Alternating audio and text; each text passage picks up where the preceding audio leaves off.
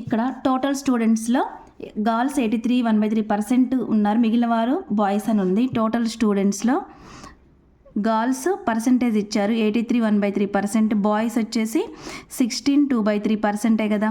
దీన్ని మనం ఎలా రాసుకోవచ్చు అంటే 83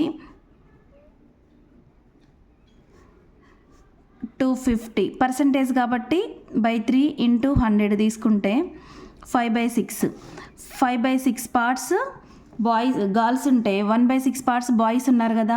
ఇక్కడ ప్రజెంట్ 60% బాయ్స్ క్లాస్లో ప్రజెంట్ అయ్యారు, 80% బాయ్స్ గర్ల్స్ ప్రజెంట్ అయ్యారని ఇచ్చారు. అంటే గర్ల్స్ ప్రజెంట్ అయింది 5/6లో 2/3 పార్ట్స్ గర్ల్స్ ప్రజెంట్ అయ్యారు, బాయ్స్లో 60%లో 1/10.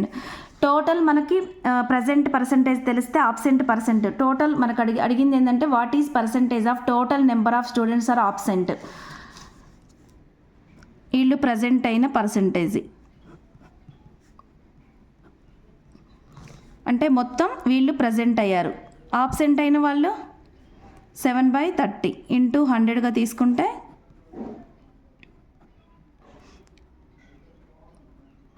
ఇంత పర్సంటేజ్ ఆబ్సెంట్ అయిందని అర్థం.